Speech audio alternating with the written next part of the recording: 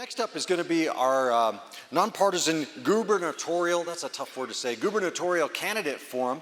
And so I've been looking forward to this for a long time. While they're setting the stage, let me just say a little bit about what we're doing here. So our purpose in adding this to our program was to give Colorado voters an opportunity to see where the leading candidates stand on the issues.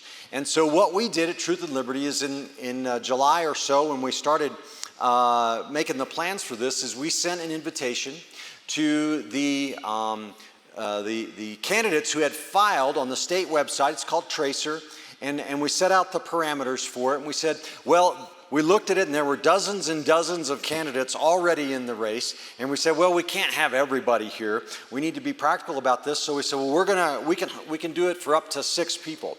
And so we said, all right, we're going to take the top 6 candidates who've raised in monetary contributions the most with a $1,000 minimum. And so we identified those candidates and we sent invitations to them. It just so happens that 2 of those candidates were Democrats and 4 of them were Republican, and the Democrats didn't even respond to our email. You can guess about why, but they probably didn't want the hard questions, right? So the top leading, after this, Donna's going to take me home, I'm going to bed. But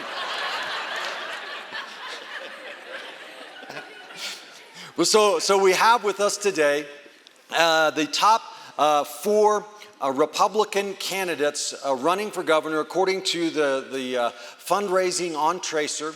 And we didn't cherry pick them saying these are the guys that we like or the ladies that we like. I just want you all to understand that our objective here is to be nonpartisan. What we want to do is give you an inside look at these candidates and where they stand on the issues. Now, in your bulletin or in your program, you have the full bio on all of them so you can read about them. But for the sake of time, I'm just going to call them up to the stage now, invite them to come forward. And as I do, I'll tell you their name and their position, okay? So first off, I'd like to ask to come to the stage Teller County Sheriff Jason Mikesell.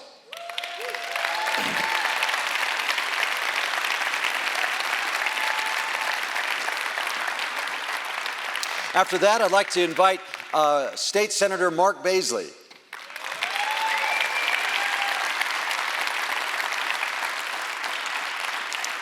Next, former Congressman Greg Lopez. And finally, State Representative Scott Bottoms.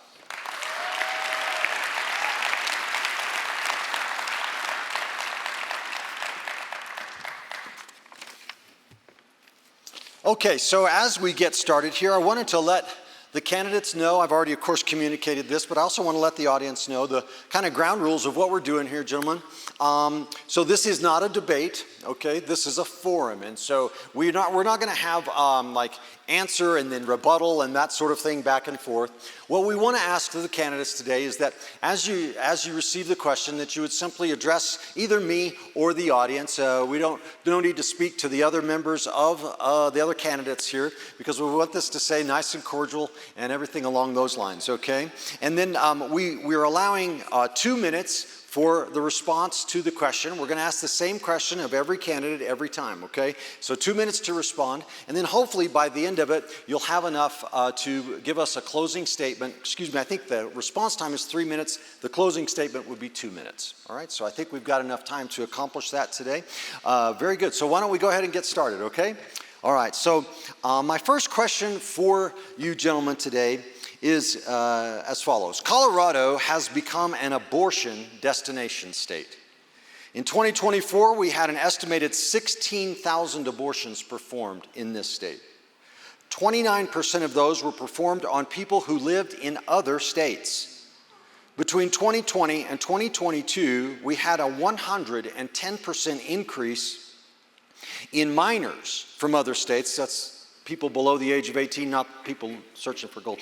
Minors coming to Colorado to obtain an abortion. And last year, abortion until birth was codified in the Colorado state constitution as a right. What would you do? My question is, what would you do as governor to protect the lives of unborn children in our state? And so we're going to rotate the person who goes first. So we'll just begin with Senator Baisley with this question, and then we'll proceed down the line. Right. Thank you, Richard. Yeah, we've had a battle over this issue, the longest debate in state legislature history. I believe it was 26 hours that we debated on this, and led, by the way, by State Representative Stephanie Luck, who represents Teller County as I do. It's a matter of a heart, especially now that everything's been codified in the state constitution. So very little that a governor is going to be able to do. But I'll say this: during that long debate, I introduced an amendment to the bill that became the codification of that the children have no rights all the way up to the point of birth. My amendment said, let's declare then that the state grants the right of life to people at the moment of their birth, endows them with their right to life. Just to make the point that the state legislature was taking the place of God Almighty in determining when life begins. It's not the role of government. The role of government is to secure the rights that God gives people. So I was trying to make that point. Some people were thinking about voting for that. In fact, the Democrats had a little huddle over in the corner. They weren't sure what to do, how to handle that one. Should we vote for this or not? I'll say, though, that this is a trying issue because it is one of those moments where we have a conflict of unalienable rights. The right of the woman to her liberty, to her body, versus the right of the life inside her. They are in conflict with each other. I think it is very easy to decide which of those rights is superior to the other. So I think we have a heart for people who are in a position they don't want to be, but we need to reduce the embarrassment of us being a destination place for abortions by appealing to the hearts. And that's where we're at as governor at this point. Thank you. Representative Bottoms. Thank you, sir. So this has been a fight of mine for 35 years. I've been a pastor for 35 years. It is constitutionalized, so the powers of the governor truly is limited on this. But we do have powers of governor through executive order. We can also move financing around.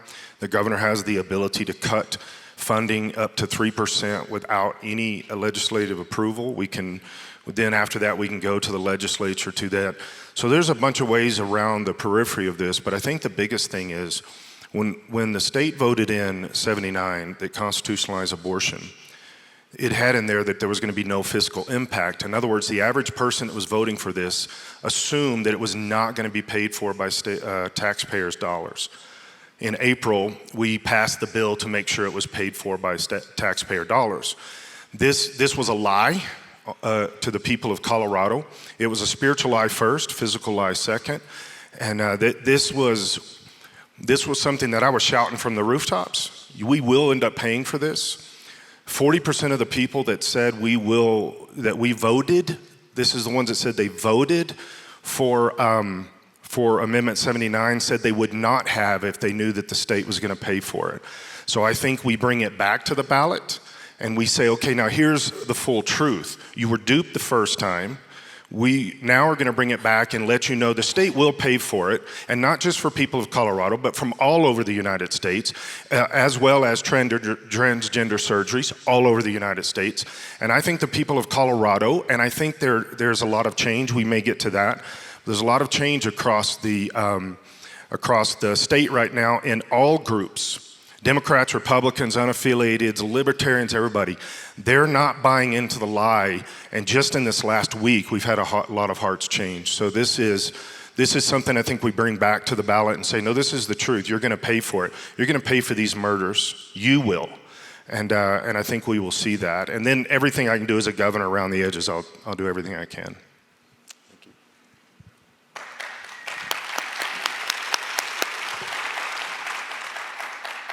You know, the abortion issue here in Colorado, it's a true reflection of how Colorado has lost its moral compass.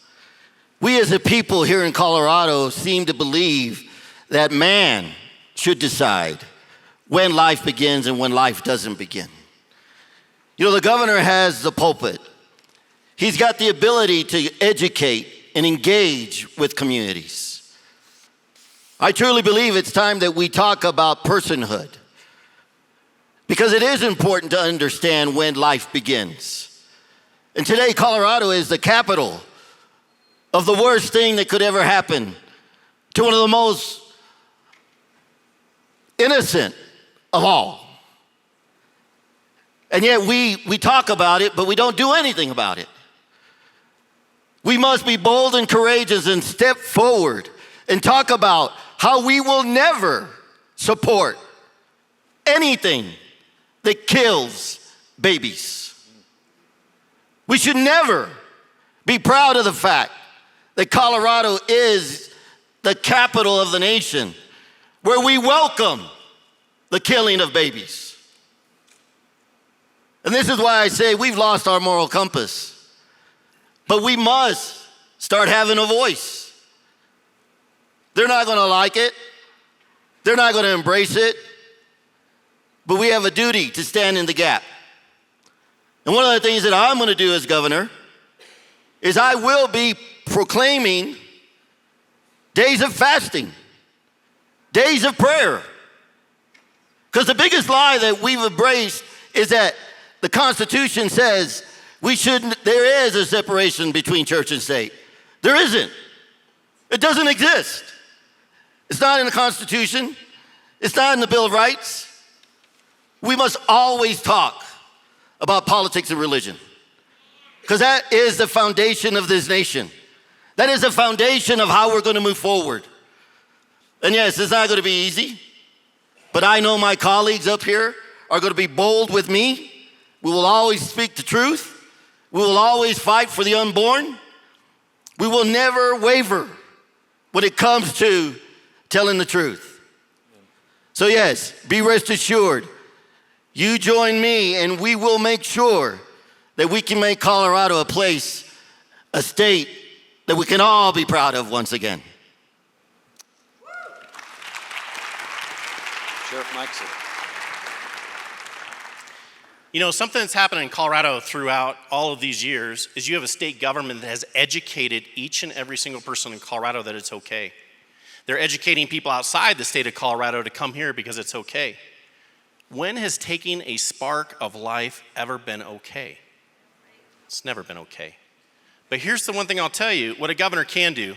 They're right, under the Constitution, you cannot change that. You have to change that. But how many of you knew that you could change that by getting a ballot and starting a process to change that? What a governor has to do is be able to enlighten you as to what your rights are in moving forward. You have a governor now that tells you you don't have the right to do those things. You have an attorney general that won't allow those things. You have the right.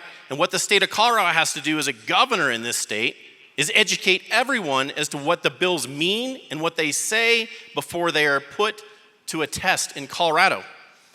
How many voters in Colorado actually knew what that law was going to do prior to it happening? Not many. Not many of you knew. Or how would we have voted? See, the problem was most voters in Colorado voted for it. If they had educated the people on both sides to all the issues, would people have voted for it? I would doubt it.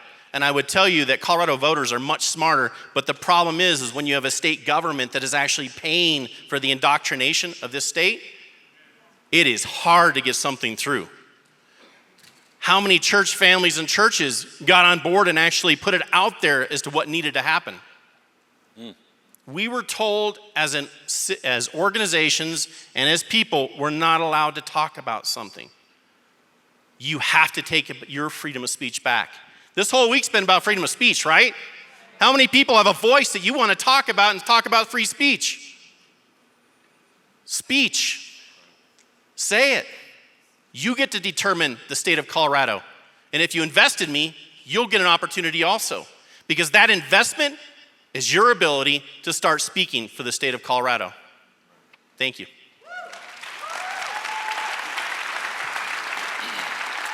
Very good, thank you.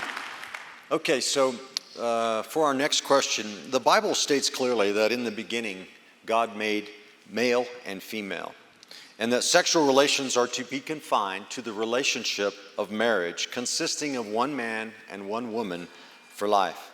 Colorado has enacted many laws and policies that promote and protect activity that violates these principles.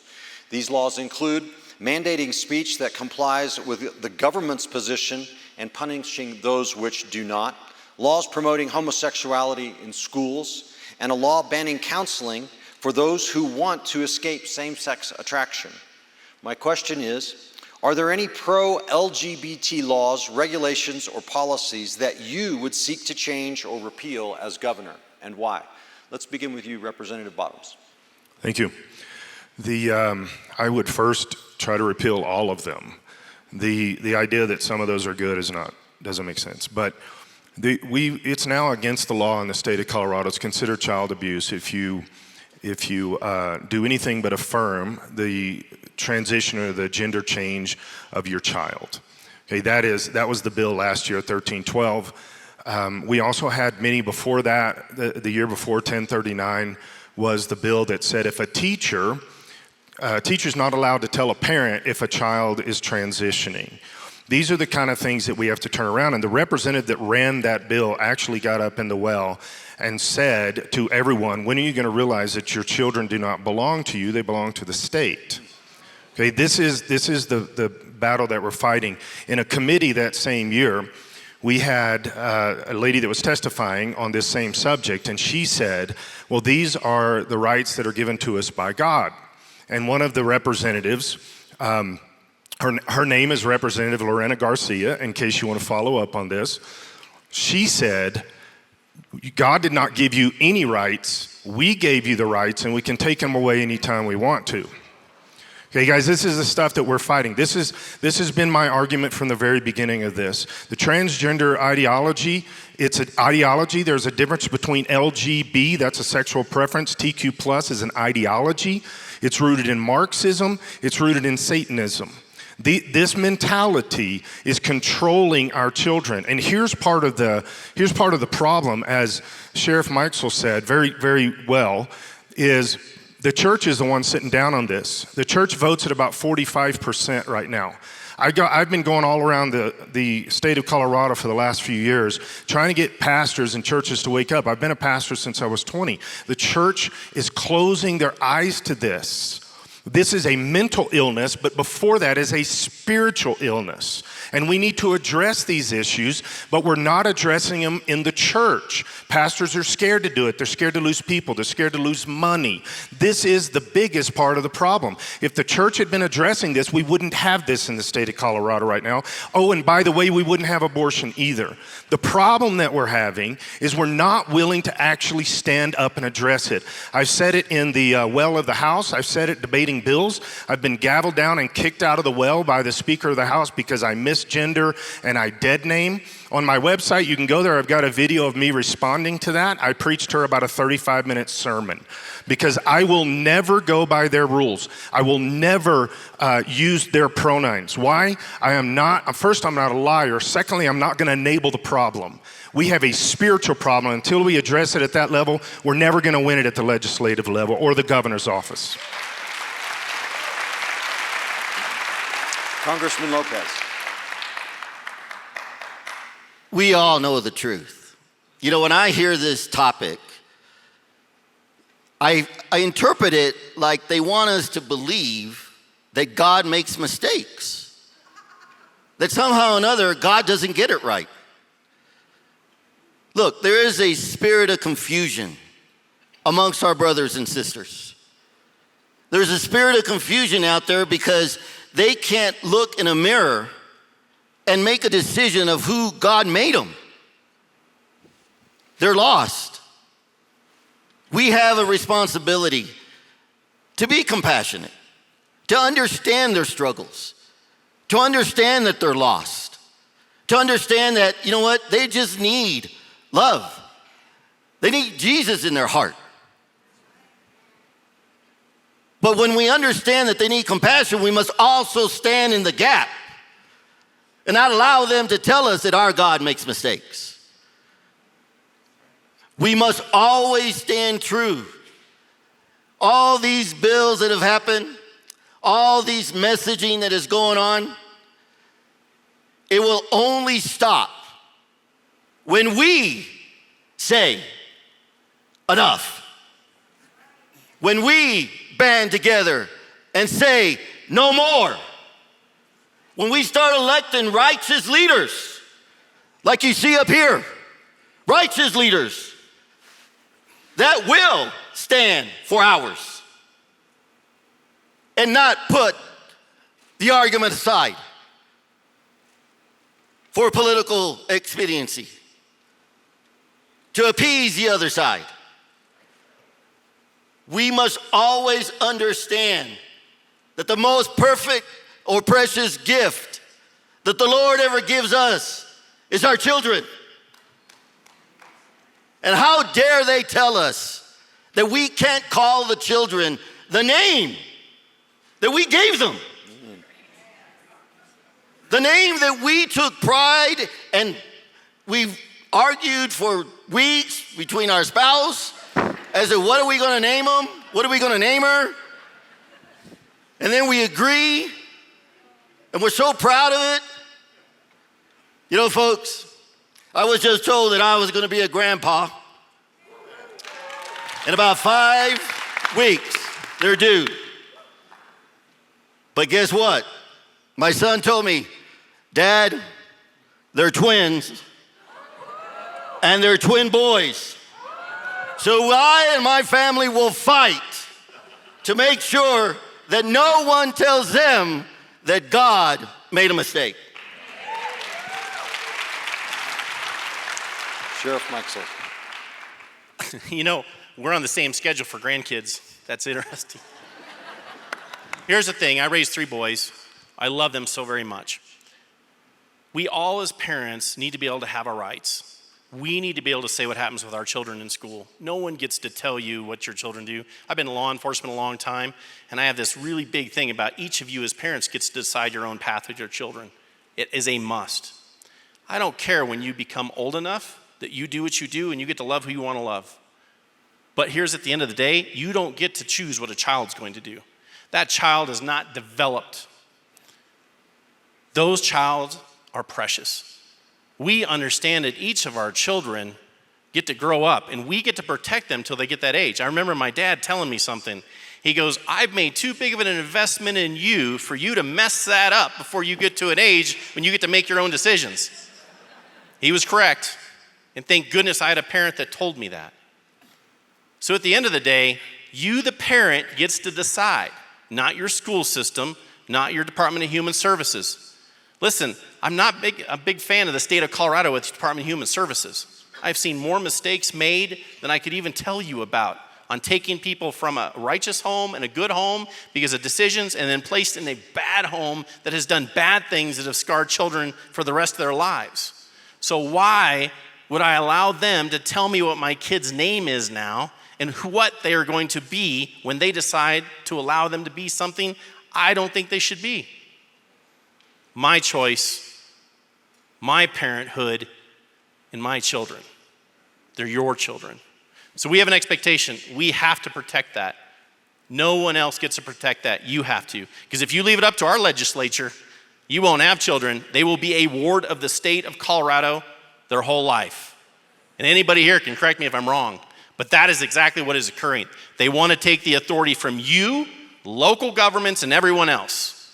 Right now, your commissioners in every county in the state of Colorado own Department of Human Services. In the last few years, they're attempting to take that away because your local county leaders can actually fire Department of Human Services. Did anybody know that? Your local leaders control those folks. But if the state of Colorado gets their way, they will own your children as wards of the state, and your county elected officials can't help you, the sheriffs can't help you, your governor can't help you. That's what happens. So you need a strong governor that's going to be able to say, no, that's not happening, and educate people as to what they were attempting to do to you and your families. Thank you. Thank you. Senator Baisley. Thank you, Richard. You know, my vision for this state is that we contain the state government within the box that it deserves to be in. It has no reins on it. The amount of laws, the subjects of laws that are passed go way beyond what a state government ought to be doing. Imagine the idea that a state government can get between parents and their children regarding their sexuality. In what universe does that make sense that that is an appropriate role of government? It is not. We have very, very clear instructions from the founders of this nation that says that our rights come from God, and then the purpose of government is to secure those rights. It's not to determine the sexuality and treatment thereof of your children. That's not the role. Now, if you look around in the state legislature, the 100 of us, the 65 representatives and the 35 senators, you'll see that there is a larger than representative population of LGBTQ folks, members of that body. Why do you suppose that is? Now, I believe that the reason that is first of all, that they are in rebellion against nature. Our founding document, again, begins with the words that we are establishing this new nation on the laws of nature and of nature's God. And if you understand that they are in rebellion against that nature all the time, then you see why they're doing the things that they do. The folks who are struggling with dysphoria, gender dysphoria, and have that brokenness in their spirit and in their minds, they come in to try to fix what they grew up with in their struggle, in their pain. They get themselves put in those positions of authority so that they can change things that would have made things more comfortable for them growing up, and they push that almost as if they're using the state as their kind of church to force their religious beliefs on the rest of us. Once you understand that they are in rebellion against the nature of God, then a lot of things come into play. A lot of things start making sense of what they are doing. So what's so critically important for us to do, first of all, is to win the governor's office, because the governor will have that right, have that authority to veto this nonsense, these bills that should never have existed in the first place. We should not have any laws regarding sexuality of our children. But we have to gain the majority in the House and in the Senate pretty quickly after gaining the governor's office so that we can start reversing all of those terrible laws. We can stop it with the majority in the House, majority in the Senate, or the governor's office, but to reverse them, we need all three. Thank you. Okay, so the next question relates to education. 65 years ago, school children across America were led in reading the Bible and prayer, as well as seeing the Ten Commandments displayed on school walls. Some states now, after the Kennedy versus Bremerton school district case, are passing legislation to reinstitute these practices. Do you believe Colorado should reinstate these practices as well? And what would you do as governor to make that happen? Let's begin with you, Congressman Lopez. You know, education is truly the bedrock of the future of any nation. We learned that from our founding fathers. They made sure that the educational system that started this nation was based on the Bible. That everything we were teaching them was about moral values. But folks, let's be real. What we see happening in our education today started 40 years ago. This was in the 1960s, where we allowed judges to tell us that there was no room for Christ in our schools, that there was no room for God in the public square. And I'm here to tell you that that's the biggest lie that we've ever embraced, because that's not true.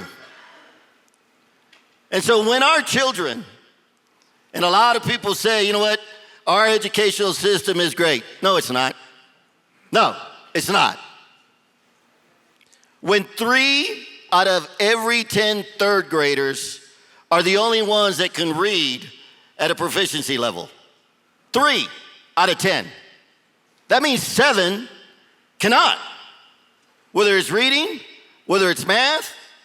And here in Colorado, they force them to pass them on to the next grade.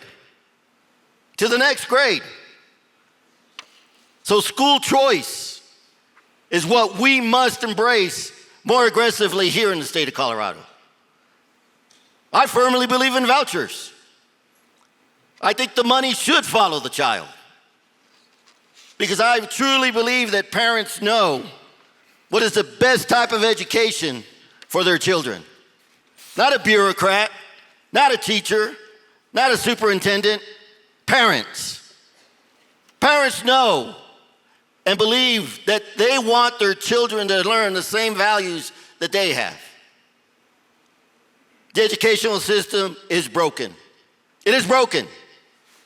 And yet you have the teachers' unions that want to tell us that it's working great. And here's the kicker. All they need is more money. That's all they need. Give us more money and we'll fix it. Don't you drink that Kool-Aid. Don't you dare. We've been drinking it way too long.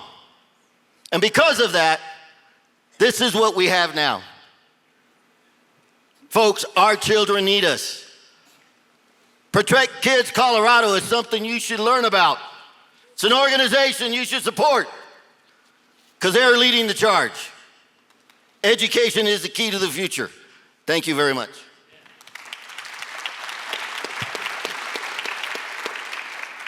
So for me, here's the thing I look at. I don't know that we can go backwards at this point. I think we got to move forwards. But here's the key to that. I think the voucher system is a good system, but what I really think should happen, and I believe I can have that happen, is that when a child is born or when a child is of school age within the state of Colorado, that money is attached to that child.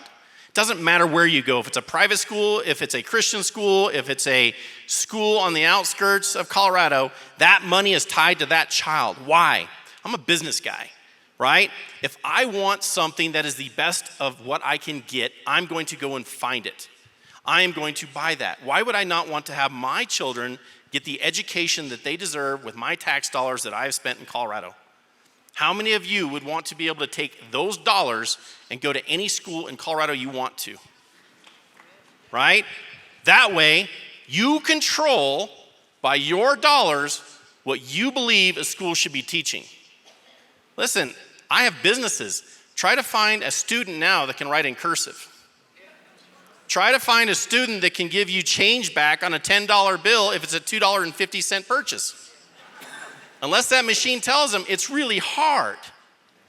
But if I can tie that money to the education system that I want them to have, but I also want to allow that to also go into trade schools. If you as a child get to an age where you are going to graduate and you want to go into a trade school that can assist Colorado, or not grade school, trade school, to assist Colorado, you're going to go on a free education.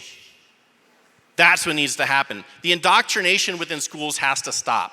We should pass laws to stop indoctrination by any teacher, and we should be pulling their licenses for any indoctrination that occurs within a school system.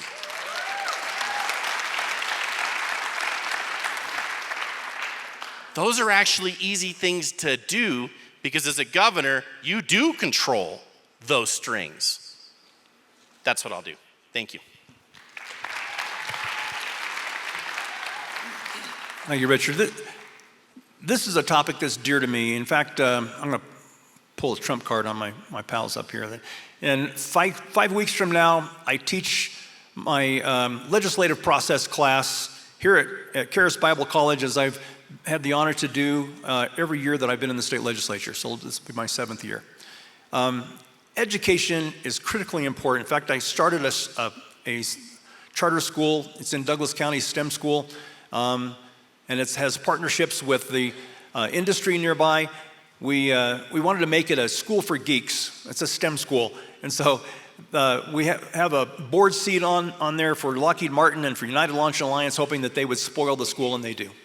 And once you do that, when you get partnerships with the teachers, with the industry that they're supporting, that they are preparing these students to go into, then they realize not only the application of what they're teaching, but the value of what they're teaching. And teachers just get so excited to realize, wow, that geography that I was teaching that seems so boring is so applicable to orbits, to Lockheed Martin and United Launch Alliance and so on. This is education, extremely important. I've always insisted on being on the education committee, And they've given that to me 6 out of my 7 years. And with that, I'll tell you that I've developed the relationship with the university presidents. I've very overtly, very openly worked with university presidents for our flagship universities, University of Colorado, School of Mines, CSU, UNC, the Metro University in Denver. And my first conversation with them always ends with, we need to fix the reputation that this institution has of being an indoctrination camp for liberals. And they always respond with, that's not what we do. And I always go, I didn't say that that's what you do. We need to fix the reputation. And I base this on what Plato said once. He said, if someone speaks ill of you, live so that nobody will believe them. And I want to push that on them a little bit. And I believe that we have moved that needle. And they haven't been offended by it. In fact, 2 of those universities, Metro State University Denver and University of Colorado, have both awarded me the Legislator of the Year. So we're good friends. But let me end with this. I don't think that we fix the problem of K-12 education with just vouchers. I don't believe that there is a role for government to be providing the instruction at all in schools. I think every school ought to be a private school, funded by those vouchers, sure. I think it's fine for us to fund education for K-12, but I don't think the government should be entrusted to deliver that. We deny them all of the good work of the free enterprise market when we try to take that out of free market and make it a government institution. Thank you.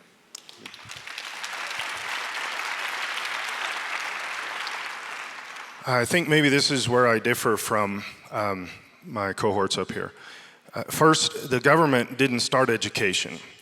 Education was started by local people hiring local teachers, and local municipalities ran it. It was over 100 years before the government ever stepped into there, and that space was never intended for the government. We use the Bible mostly for education. Here's the thing, I don't agree with the money following the child or vouchers. And here's the reason. How many homeschoolers are in here, homeschool parents in here? Do you want the money to follow you? The answer is no. Because why? Our Constitution says whatever the state pays for, the state controls. Right? This is why charter schools start out good, Christian schools, whatever, and within 4 or 5 years, they're tanking and they're not teaching the values anymore because the state is funding that. This is what I'm going to do as governor. We're going to actually have a tax break for every single person. Right now, the state of Colorado pays about $14,000 to $18,000 per student in the state. So we'll give that let's say $15,000 back to the parents of every school-age child in the state. And they can get it through refund or a credit that goes above what they've paid in any kind of earned income or whatever. So they now have $15,000, and to go to a school in the state of Colorado, public, private, charter, homeschool, or anything, you have to pay to go to that school. But you have the money from the state. It's not a voucher because the state, once it's a voucher, the state controls it, and they will even tell homeschoolers. I have had hundreds of homeschool parents say, we do not want vouchers or for the money to follow us because the state will control us. So let that be a tax refund. You can use it in any school you want, however you want. Here's another thing that I've seen around the United States that I want to set the groundwork for, that I will do as governor, is there are groups around the United States that will parents, like 20 parents will get together and say, well, we're going to hire a teacher to teach our kids, maybe 20, 25 kids from first grade to third grade. This teacher carries them all 3 years in those classes. You pay the teacher $200,000. Remember, you have $15,000 per person, okay? And there are other states that are doing this. You pay that teacher $200,000 and they teach for those 3 years. By the way, this is what we used to do for 100+ years in the United States. It is doable. And also, when it comes, and then they can figure out the curriculum, they can figure out everything. There'll be basic guidelines from the state. And here's another thing, the big beautiful bill already gives the Pell Grant to trade schools now. So we're already fixing some of these problems from the federal level, and I'm going to fix them directly at the state level with a legitimate plan. Thanks, sir.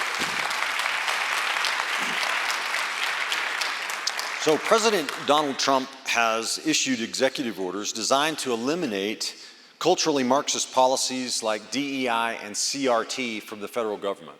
My question is, if you're elected governor, what will you do to implement the same agenda in Colorado? Are we starting with you now? Oh, Sheriff Meixel. You know, here's the thing. When the federal government or the President of the United States tells you to do something, that is something you should be doing, right? It's a law. What happens when we don't follow a law? You look like the state of Colorado, right? Because that's what we're doing and that's what we're saying. We need to follow these laws. We don't want DEI. How many people like having DEI in their lives now? Not one of us. Why? Because it changes how we deal with things, what we can say, and it creates fear within communities as if, can I say what I want to say? What happens if pastors throughout the United States had to deal with just DUI? We wouldn't get anything accomplished, would we? You wouldn't be able to say what you needed to say. Guess what happens when a sheriff has to deal with DEI? It doesn't go well for us. So here's what I will tell you. The state of Colorado has made it a point to defy federal laws, all federal laws. We need to be supportive of our federal government. There's been two pieces in history where we have not followed federal law. One is the civil rights movement, where we sent troops down to make sure that they would follow federal law and that we'd equalize the United States. The second is the Civil War. That's how those things start, when a state decides we will not follow those laws. And I will guarantee you, Colorado will say we will not follow those laws or presidential orders. We are doing it now with immigration. It is the same thing. We will not have an illegal state. As a governor, we need to comply. And if we have an issue with something, you need a true leader that actually flies to Washington, D.C., sits down with the president, and go, here's our issues. But on this one, I don't have an issue with this. We need to change that. We need to work with the president on these things every day.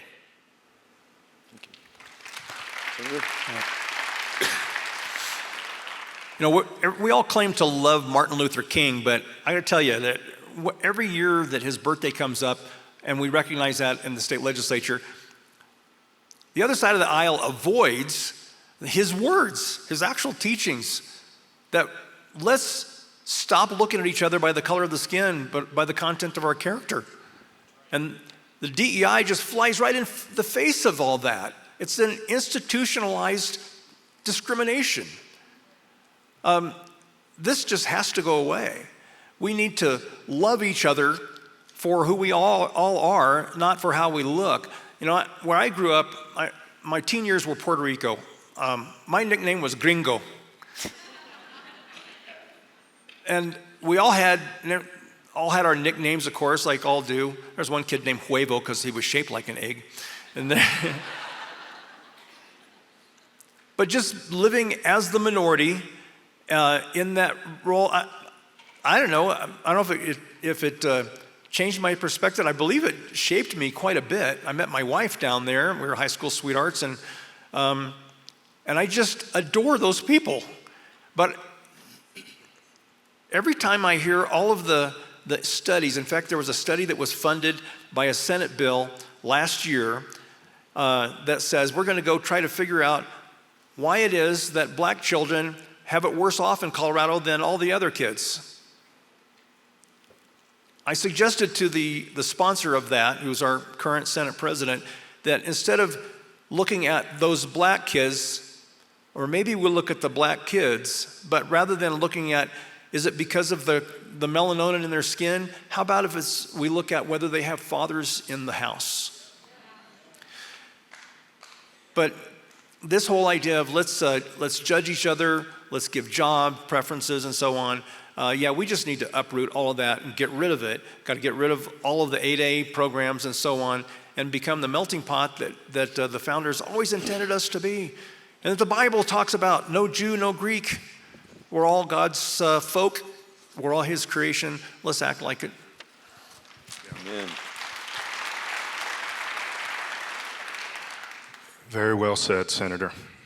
So here's something, I'm going to do some practical things. Some of this is on my website, but let me give you one example. When it comes to DEI, CRT, you need to add SEL into that because SEL is the back door for CRT, okay? And here's another thing is the pronouns are what I like to call groomer-based conformity or groomer-based changing, groomer-based control. Here's one of the things I'm gonna do. Right now, the average, say, 14-year-old girl in school, freshman in high school, she's being groomed to a direction. I had a guy ask me a few days ago, what's grooming? Well, here's what's grooming, is trying to push them into a transgender mentality. And then the schools take over and they get them into surgeries, and the hospital is part of this. Right now, Children's Hospital in Aurora is being investigated by the Department of Justice because they're doing hundreds of transgender surgeries on minors without parental knowledge. Not consent, knowledge. Day one when I'm governor, here's what we're gonna do. I'm gonna help that 15-year-old girl stop being pushed toward transgender, it's a demonic epidemic that's happening in our schools right now. Let me ask, how many women in here ever felt like a tomboy, ever in your life? Well, you would be having gender changing surgery in this society today. So what we're gonna do is, instead of say, well, we're gonna stop this stuff, day one when I'm governor, I'm gonna take this from Trump, we will no longer use pronouns in the state of Colorado for any state employee. Okay? There will no longer be any DEI hiring, firing, promotions, or anything like that. And if any of this stuff is found, it will be a big investigation and those people will be fired. Immediately. There's not gonna be questions.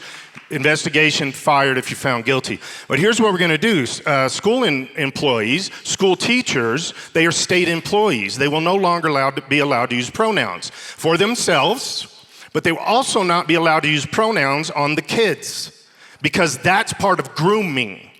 That's how we do the whole DEI thing, is we start in school. And so then what will happen is, I'm gonna open a hotline straight to the governor's office, not the administration, not a teachers union, not anybody, straight to the governor's office. If you've got a kid in school, in any school, private, I don't even care if it's homeschool. I don't know how that's gonna work, but we're gonna have a hotline straight to the governor's office that says, this teacher's grooming me, and we will start an investigation. Because most teachers are the good guys, okay? Most counselors are the good guys. Most administrators are the good guys. But there are some bad actors out there, and I want them to be scared to death of Governor Scott Bottoms when it comes to grooming our kids. We will stop CRT, we will stop pronouns, we will stop SEI, SEL, and we will definitely stop DEI in anything to do with the state of Colorado.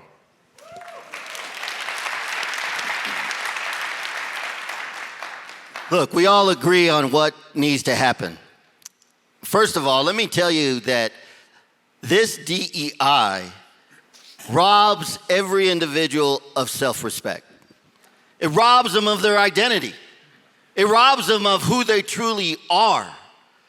But you have an ideology out there that really wants to tell people that this is how you're gonna feel good about yourself. And yet, at the same time, when we look at what can someone bring from their own character, bring from their own life experiences to the table, we must not water it down. We must not give it labels. If you notice, we've been given labels for the last 18 years. Labels, labels, labels. We no longer have the ability to call each other brothers and sisters, call each other by our real names. Call each other by the respect that we all deserve. And yes, the pronouns on a business card for a state government, that ends. Why in the world would we be putting pronouns on a business card? Or anywhere, for that example. At the end of the day, we are, because we are the people. All of this stops when we start having a voice. When we say enough. And you need leaders that will lead with you, that will go into the battlefield, that will get that busted lip, that bloody nose, that black eye, politically, because they're doing the right thing. When we talk about labeling people, Senator Baisley, I had a nickname as well, because I was in the minority. My nickname was Taco. But I told all my buddies, hey, but you like tacos, right? They're like, yeah, that's why you like me. We must embrace each other and help each other. We must all be mentors. You know, there was a day in our society where we looked out not only for our family, but for everybody's family. And the deep-rooted seed that is poisoning in us in our society is that they're destroying families and marriage. That's what they're doing. And so we must stop that. And as governor, I will make sure that we are always putting people in front of the political parties, that we always put individuals, because it's all about the American dream. It's about our purpose as individuals, not what someone else thinks we should be or what we should do. It's time we go back and make sure that people are in charge of the government the way it was meant to be. All right, gentlemen, so the next question has to do with crime in our state. Under Democrat leadership, Colorado has seen a 61% increase in violent crime from 2013 to 2022, and a 19% increase in property crime. More specifically, the murder rate increased 94%, the aggravated assault rate increased 88%, and the rate of auto theft has gone up 231%. What are the main causes of this increase in crime, and what would you do as governor to make Colorado safe again? So the main cause is again, that rebellion from God's natural law. And also, we just are not teaching kids well in our schools, which is why I think we need to get away from that government delivering the education. But there are laws that have been created that put our law enforcement in the position, and this has just happened over the past year, law put in place that makes it illegal for law enforcement, illegal also for court employees to work with ICE. If they see that there is someone they know to be in the country illegally and they're committing crimes, especially violent crimes, illegal for them to work with ICE, to contact ICE. And then there's a federal law that says that they have to. They are put in this position of having to choose, which law am I going to break? What a mess. This is the kind of mess that the Democrats put us in. The Democrats not only have this worldview that is in rebellion, it's just constantly dumb. This is why there are 4 seats up here instead of 6. Those other 2 do not want to face this question, as Richard said earlier, of why do they almost facilitate crime? Now, I don't want to steal any thunder, but my dear friend over on the other side here, Jason Mikesell, he and I have run bills together to try to, and I'm going to be real short on this, Jason, because I don't want to take this away from you, because this is his bill, his idea, to make sure to override the laws that are in place now that prevent our law enforcement from being able to work with ICE. So Sheriff Mikesell came to me and said, you ran that bill last year, you got to run it again this year, and I will be there with you every step of the way, and so we did. So anyway, we need to do all of that cleaning up. We need to reverse all these horrible laws, the stupid laws that that put the shackles around our folks in blue. We need to support them. We need to get behind them and use the model that President Trump has just given us for Washington, D.C. in cleaning up that town. And what happened more than anything else? I think he just said, we're doing this. It was just his powerful leadership more than anything else that scared the bad guys. And the good guys came in with uniforms on, and life's a whole lot better. So I think we just follow that lead. We support our law enforcement. That is an appropriate use of government to protect the people, protect them from theft and from violence, and we get behind them. But we can fix this one.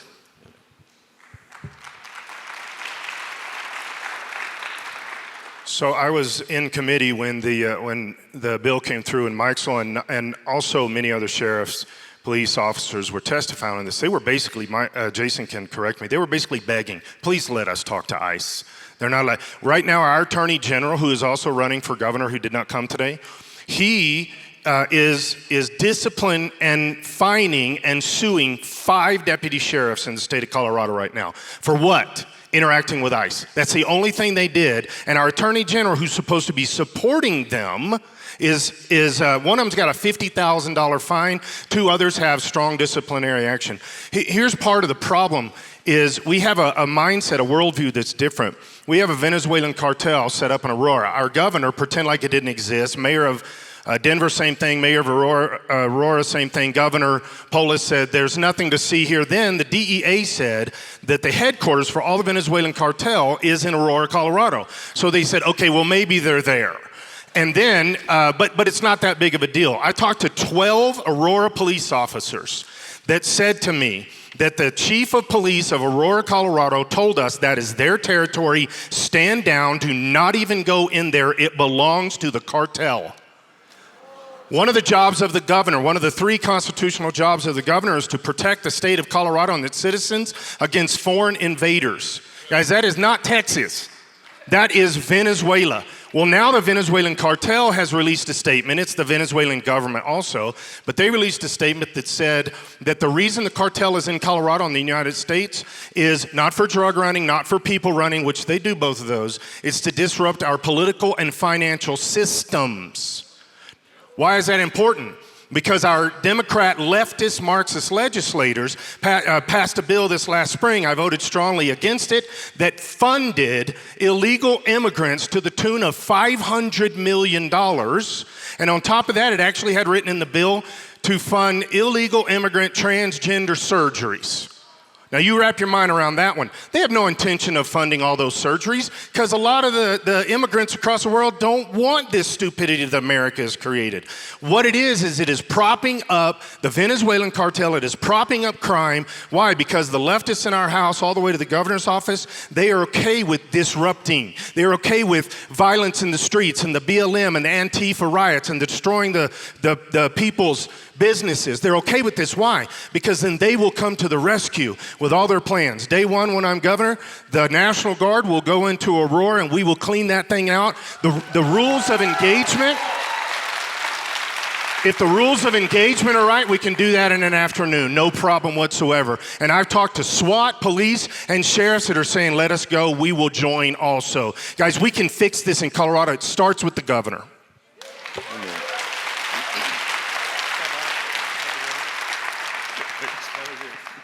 You know, crime is something that impacts each and every one of us. It impacts our quality of life. It impacts our safety, our sense of being. You know, I will be governor, and when I'm governor, I'm going to tell you that what we need to do is first declare that Colorado is not a sanctuary state. It is not. And we must keep saying it and saying it and saying it. And yes, I will welcome President Trump's help and assistance because there is a Venezuelan cartel that's taking over our streets. But ask yourself why? What happened? Where did we go wrong? We went wrong when we allowed the legislature to take away immunity from our police officers. When we stopped supporting them publicly, when we stopped as a people to say no, they patrol our streets, they know our neighborhoods, they know what car I drive, they know what car should not be in my neighborhood. And the governor must always, always be the voice of the people. The legislature's got to do what they got to do. You know, Senator Baisley and Representative Bottoms, they're fighting. That's their job. They need to fight. But a governor must always have the voice and let the people know what's going right in the legislative body and what is going wrong in the legislative body and how the judicial system is not doing its job and how we need to correct that. Every citizen of Colorado, and I travel the state, I've been in all 64 counties. I go into neighborhoods that a lot of people would not even go into. Why? Because I want to keep the hand on the pulse of the community. The Latino community is nervous about their own streets. The black community is nervous. The Asian community is nervous. We're all nervous because no one is saying no. It seems today, if you are a victim, it's your fault. Now the criminal gets more attention than you do. You know, we were talking in the green room about this law that says, you know what, you can commit the worst crime in Colorado history. You know what? But if someone declares that you can't stand trial because you're insane, they'll let you go. They'll literally have to let you back into the streets. I'm not making this up, folks. You ask anybody, you ask any sheriff, this is happening. So we must come together and do our own policing by making sure we elect the right people into these leadership positions. You care about our state, you care about your neighborhoods and your communities, let's stop crime now.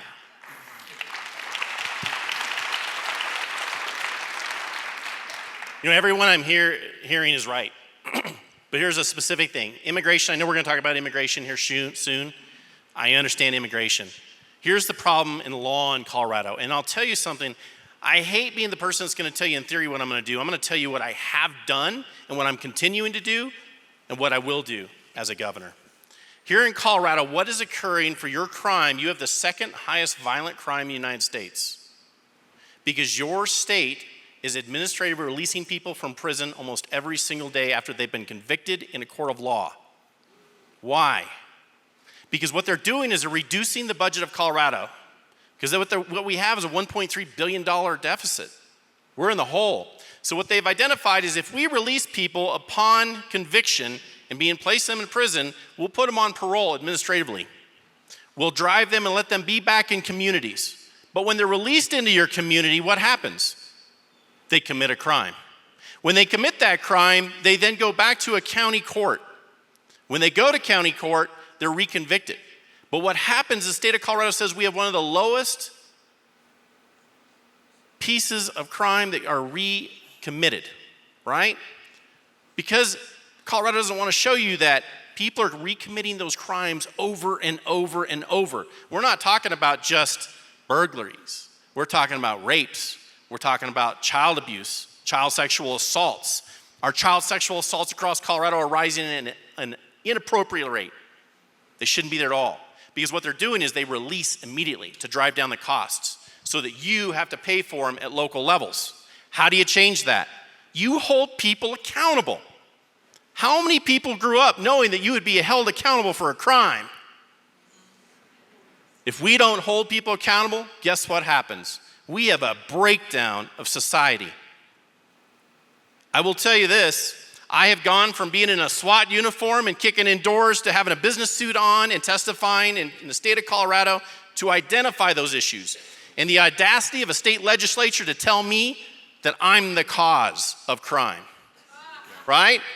When I'm governor, we will support law enforcement. We will give grants back to local sheriffs. I don't need the National Guard. I will take sheriffs from across Colorado. There's 65 of them that will join and appoint to drive crime from areas like you have never seen. And you will see something great. And we will put people back in prisons. We will hold people accountable because they will not be released. I will destroy 40% of crime within the first 3 months. I never say first day because first day doesn't happen. It's always within the first 3 months. It will happen. And mark my words, because I gave it here one time in the county, on that day 2 into that 3 months, you will see us at your door if you're committing crimes. Thank you.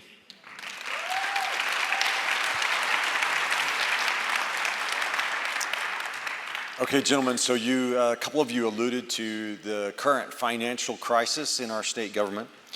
This year, Colorado is facing you mentioned 1.4, my notes are $1.2 billion shortfall between budget and revenue. The Democrats have sought to repeal Tabor in the past so they can raise taxes. Their solution, it seems like this time, consisted of taking away credits and exemptions from businesses, so in effect raising taxes on business, deferring tax credits, so kicking the can down to the road so that we pay the price later, and then reimbursing Planned Parenthood for abortions. Not sure how that helps with the budget deficit, but I would like to know, why are we facing this shortfall and what is your solution? We'll begin with you, Representative Bottoms. Yes, sir. Thank you. We just got called into special session about 3 weeks ago. And the reason we got called into special session, this was the public reason. The public reason is we need to cut about $800 million from the budget because big bad Trump destroyed us with H.R. 1, or what's called the One Big Beautiful Bill. That was a big lie. That was a lie that was told every time somebody got up. First, that didn't happen. Second, that's not why we really were called into special session. The real reason was to prop up Planned Parenthood. We did that by taking more money away. At the beginning of the year, January, we were $1.2 billion in the hole. We said we were going to fix that by the end of the year. I said on appropriations, that's the last committee that everything has to come through to get actual money given to them. I vote no 99% of the time. Kyle Clark calls me Scott No Bottoms. Don't ever listen to anything that man says. So here's the problem that we have. It's not whether we have the money or not. We have the money. But at the end of session, we supposedly fixed $1.2 billion. I did not vote for that budget because it was broken. It was a lie. It was a shell game. They were saying we're going to get funding for a $30 million bill by gifts and grants and donations. Anybody ever given a gift to the state so you can fund something? No, it doesn't happen. That's a lie. That's a shell game. We also took money, $400 million, out of what's called the unclaimed property tax. That's your money. You should go look that up because you probably have money sitting there. And they stole that from the people of Colorado. Every penny there has a person's name to it. But the government said, no, we're going to borrow from it. And they've borrowed from it 4 times in the last 2 years. It is not their right to do that. But that's how we lie and say the budget is balanced. But here's how I know that it wasn't and that it was a shell game. 35 days after the budget was passed and voted on and official and all the stuff, 35 days later we get a notice that we are now, which supposedly fixed $1.2 billion. We're now $800 million in the hole. We don't know how that happened in 35 days, but oops. And the reason is because we lie, we cheat, and we steal from the people of Colorado. That's what we do, and we do it every single day. We do not have balanced budgets. This is not the fault of H.R. 1 the Congress sent down. This is because we are funding illegal immigration, we're funding abortion, we're funding transgender surgeries, we're funding destroying mental health. These are the things that we're doing that is tearing down the people of Colorado and using billions of dollars that do not belong to the state. When I'm governor, I'm going to present a bill that will cut $10 billion. Since Polis has been in office, we have gone from $29 billion to $45 billion budget. We can cut $10 billion without blinking. But guess what? You're going to make enemies on both sides. But that's okay. I didn't get elected to make friends.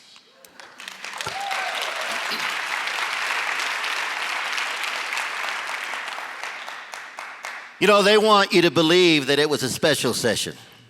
I'll tell you it was a pickpocket session. They just stuck their hands into our pockets. And they went after small business, the heart and soul of every community. They went after small business, the people that are struggling to make sure that they can provide an environment that everybody can enjoy their quality of life. Look, when I was in Congress, I sat on the budget committee. $37 trillion in debt our national nation is. And the reason it's in debt is because, you know, both sides, and I'm going to say it, I went there, I sure did, both sides are spending money that they shouldn't be spending. Because it's easy to spend other people's money. You know, but if you had to really understand where this money is going, maybe you would have a different perspective. Look, one of the biggest problems, and I hope you folks will introduce a bill to fix this, one of the biggest problems is with our budget is how the budget gets done. You know, right now we don't have a zero-based budget. A zero-based budget means that you start from zero and you evaluate every single line item. You know, instead, we only have a budget that only discusses new money. Doesn't talk about the money you appropriated last year. Only the new money are we going to talk about. Think about that for a minute. You know, when I was mayor, I had the responsibility because I had to oversee every single department head in the town. I put the budget together. And here's what I ran into. The first year, I'm looking at it and I'm saying, why are we spending so much money? And at the end of the year, before the budget cycle ends, and they say, well, Mayor, if we don't spend our money, you're not going to give me more for next year.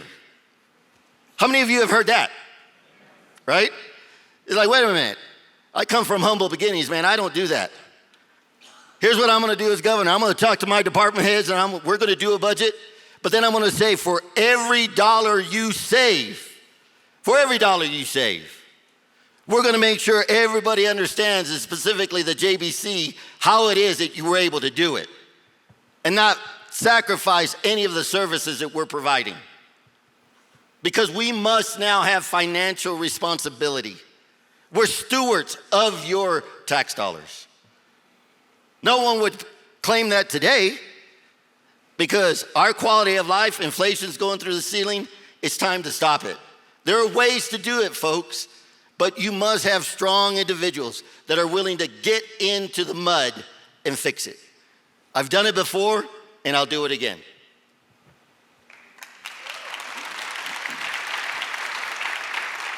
So here's something most of you may not know. I actually own businesses. I've scaled a small business to a large business. I own multiple small businesses, restaurants, apartment buildings. How many of you own businesses? It's a lot of businesses. You're the lifeblood of Colorado, and you are the most assaulted. How many of you are paying fees for your businesses? How many of you have regulations on your businesses? So you're paying a huge amount of taxes because those are taxes. Here's the problem in Colorado, and this is why we're in $1.2 billion worth of debt. We are killing businesses and driving them from Colorado because of regulations.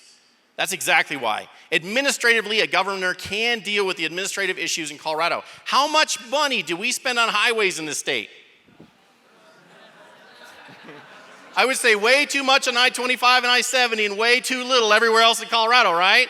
How many of you got to go to a tire shop after tonight? Right? But you're going to pay an energy fee for even driving there.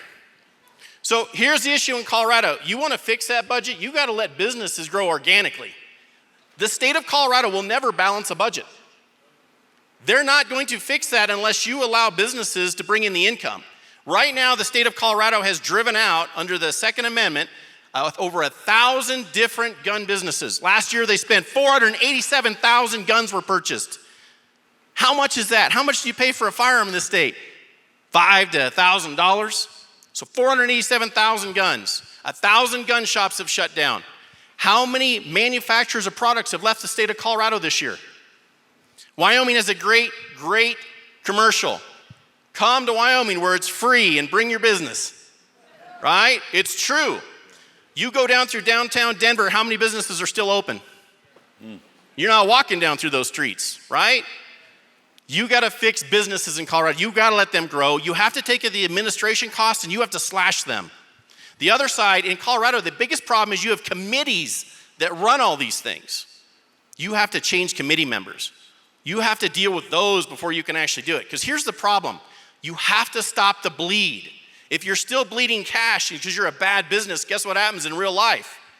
You go under. And no state comes in and fixes you. Why should we have to come in and fix the state by paying more taxes because they can't balance a budget? Thank you. All right, gentlemen, the next question I'm going to ask you. Wait. Excuse me, I'm sorry. The next question after Baisley answers. That's right. He's pulling a Ronald Reagan. Yeah, I paid for this microphone. No, I didn't pay for this microphone. Sorry, Mark. Not at all, Richard. I've been overlooked before. Watching the clock. You know,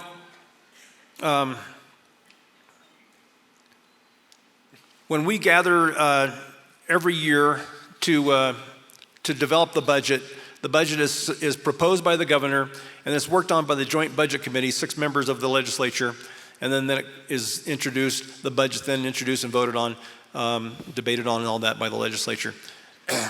During all of that, I'm leaning on them saying, we need to stop spending so much money. You know how much money we spend?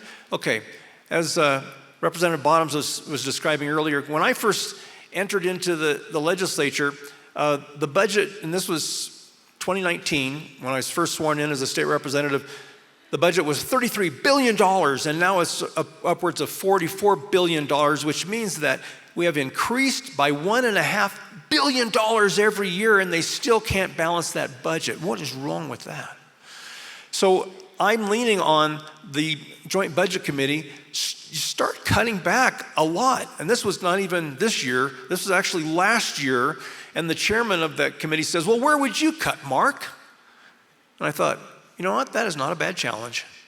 So I sat with the budget over about 3 hours by myself, and I emailed him all of the areas, including whole departments, that I would just cut right out.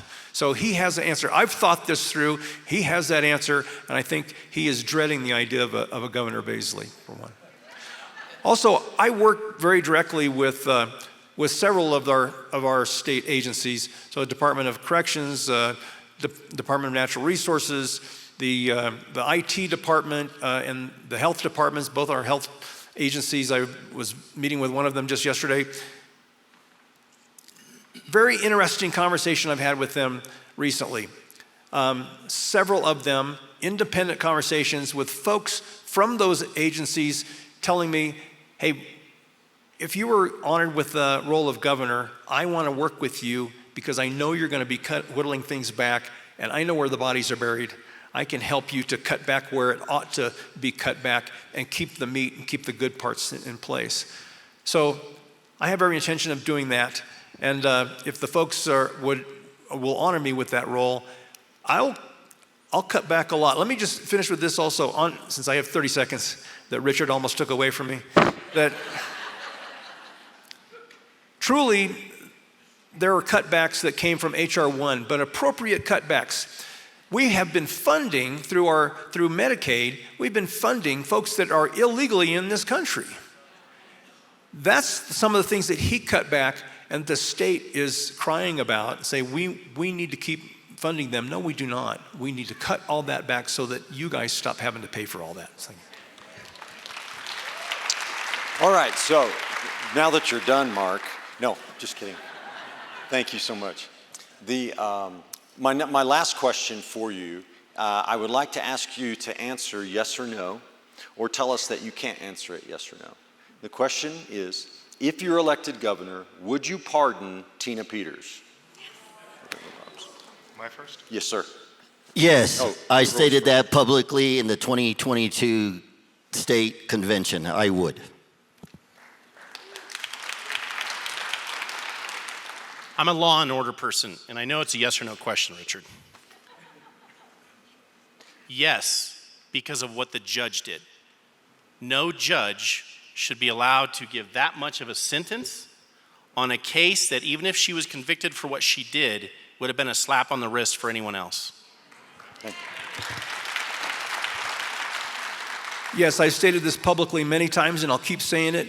Tina Peters will not spend one more night in jail if I'm elected governor.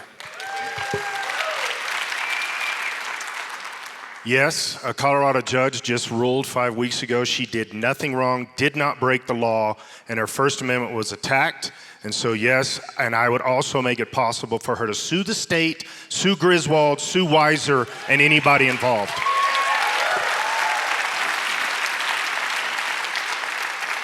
Thank you so much, gentlemen. So now we have for each of you 2 minutes allowed for closing statements. So I have lost track of who goes first. I think it's we'll start back with Mark. How about we do that? Mark, why don't you go first? Sure.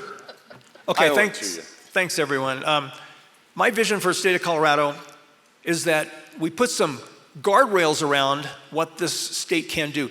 We receive laws that tell us what our sexuality of our children can be. We have laws that are made up that say if we misgender or misname our child, dead name our child, that we could lose custody of that child. We have laws that say that your grandmother has to die alone while you stand outside that hospital and wish you could be in there to hold her hand. There's no limits on what they are making laws to do, and the governor is signing those into law. This is way beyond the role of government. Our federal government, when it was put together by those magnificent 56 people, those guys wrote that here are the enumerated powers of the federal government, limited finite powers that federal government has. All other things, and this says so in the 10th Amendment of the Constitution, they put the fine point on it and said, all other powers are left to the states and the people. We have not enumerated those powers of the state. We need to limit the powers of the state and leave all of those powers to the people. That'll be my role. And those things that we ought to be doing as a state, like facilitating commerce through good infrastructure, like good solid roads. Let's make sure that our schools are good, proper schools, and not the mess that we have today. Let's make sure that our taxes, our property taxes, are either eliminated or certainly not swinging wildly like they are. And we can fix that. I submitted a bill to do that. It got killed, but I'm going to push that every single year. At any rate, I'd be so honored if you'd consider me as your governor. This state that it was written about from the peak that we can see from this campus, those blue mountain majesty, we can recapture. This is our state. It is worth saving. Thank you all.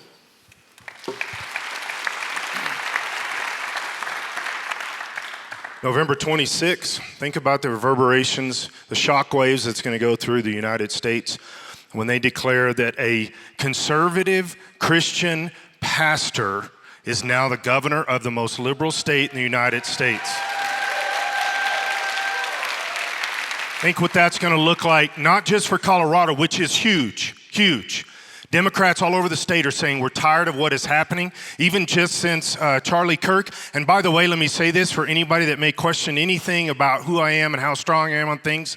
Charlie Kirk never compromised. He never moved to the middle. He did not try to get along with them. He tried to convince them they were wrong. That's what I'm going to do.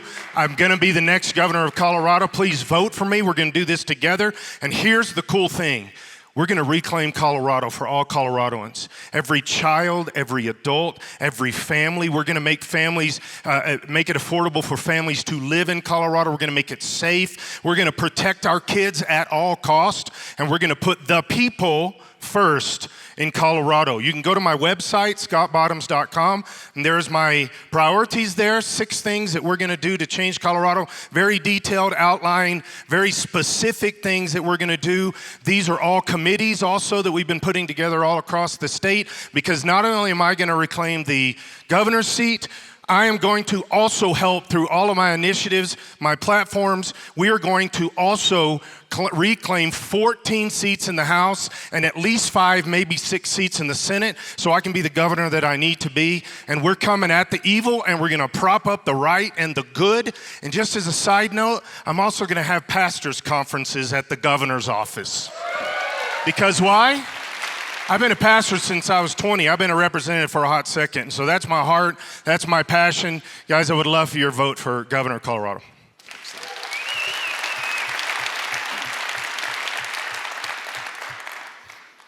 You know, I'm not a pastor, but I'm a righteous man. And I come from a great God. And that's what drives me. I don't want to talk to you about politics. I want to talk to you about something bigger. I want to talk to you about a movement across Colorado that is going to be called People Over Politics, and how we're going to save the American dream.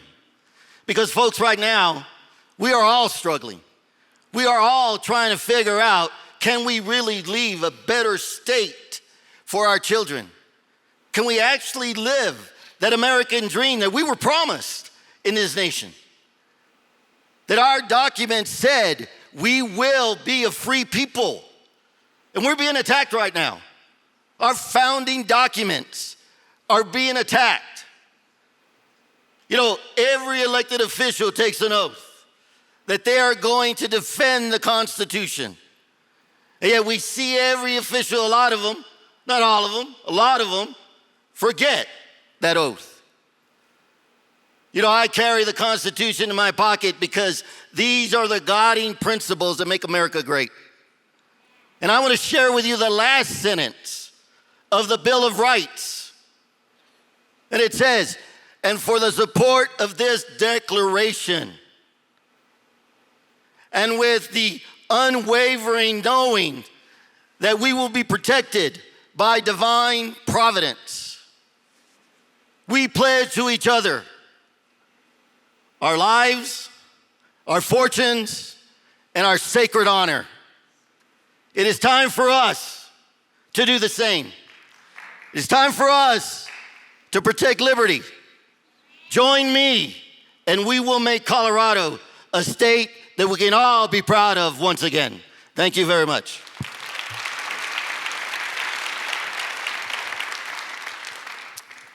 So I'll tell you what I've done and what I will do, because I believe that you should see something. And here's what you will see if you look me up.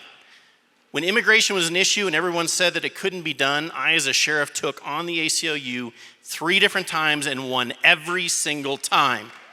I was the only one in the United States to be able to do that. So I understand how to battle those things, and I understand how to fight, because the next governor, you are going to be in a fight and a dogfight from the very beginning to the end. You are dealing with crime, immorals, and injustices that have been done every single day. To move the needle on the budget and to fix Colorado, you need to understand business and how to bring back an economy. I understand that. I deal with it. I have companies. I built an economy locally. So here's the thing. How do you get there if you've not done it? Now here's the last thing I'll tell you. In the state of Colorado, you will find me if you Google my name for every fight and everything I've taken on to protect citizens of Colorado, regardless of what people thought. When it was the Second Amendment, I stood for Second Amendments, and I fought 4 different times at the state capitol. I brought a coalition together. It will take a governor that can bring a coalition together. If you'll stand with me and invest in me, I don't need your support. Support's over in this state. Unless you are willing to invest in Colorado, we have lost it. You have to invest spiritually, you're gonna have to invest monetarily, and you're gonna invest in the words that are coming and we are saying in the free speech that you will bring to the table. You have to be the speakers. You have to bring that to Colorado, because if you don't, a governor doesn't matter. I need your investment in Colorado. Colorado matters. Your grandchildren matter. My grandchildren matters. And we just saw a man give his life for all of your grandchildren and children to grow up in a country that needs to be able to see free speech. So stand with me, work with me, and invest in me. Thank you.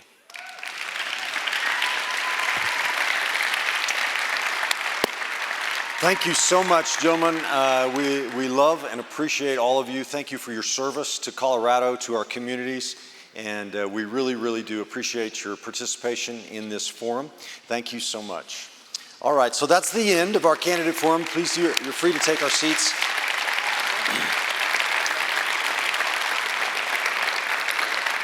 Yeah, how about a round of applause for him today?